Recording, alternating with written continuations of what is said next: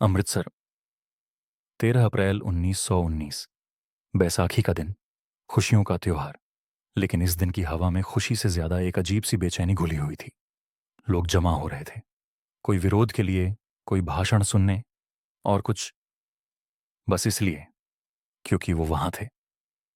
किसी को अंदाजा नहीं था कि कुछ ही मिनटों में ये जगह इतिहास की सबसे दर्दनाक तस्वीर बन जाएगी। ब्रिटिश सरकार का आदेश था, भीड़ जमा करना मना है। लेकिन सवाल ये है, क्या ये आदेश हर उस इंसान तक पहुंचा जो उस दिन इस बाग्स में खड़ा था? चारों तरफ ऊंची दीवारें, बाहर निकलने के रास्ते बहुत कम। और तभी बागे के बाहर एक टुकड़ी रुकती है।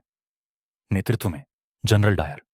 कोई चेतावनी नहीं, कोई ऐलान नहीं, कोई इंसानियत नहीं, सिर्फ एक आदेश, फायर। अचानक गोलियों की आवाज पूरे बाग को चीर देती है। लोग भागते हैं, लेकिन रास्ते नहीं मिलते।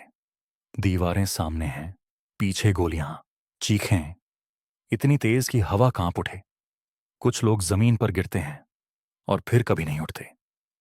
कुछ लोग एक कुएं की तरफ दौड़ते हैं और उसमें कूद जाते हैं, क्योंकि उस पल उन्हें लगता है डूबना गोलियों से बेहतर है। लगभग 10 मिनट, सिर्फ 10 मिनट। लेकिन उन 10 मिनटों में सैकड़ों जिंदगियां खामोशी में बदल जाती हैं। जब फायरिंग रुकती है तो बाग में कोई आवाज नहीं बचती, सिर्फ लाशें, खून, और एक ऐसा सन्नाटा जो सदियों तक सुनाई देता है।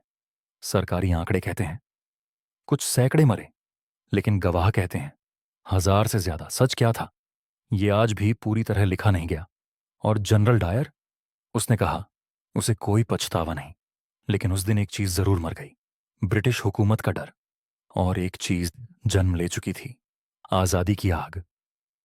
लोग समझ चुके थे कि अगर चुप रहे तो मरेंगे, और अगर बोले तो भी मर सकते हैं। तो उन्होंने बोलना चुना। आज जलियांवाला बाग शांत है, दीवारें साफ हैं, जमीन हरी है। लेकिन अगर ध्यान से सुनो तो ये जगह अब भी बोलती है। इतिहास तारीखों में नहीं, यादों में जिंदा रहता है। और जब कोई देश अपनी यादें भूल जाता है तो इतिहास खुद को दोहराने लगता है। जलियांवाला बाग आज भी पूछता है, क्या तुम्हें सच में याद है?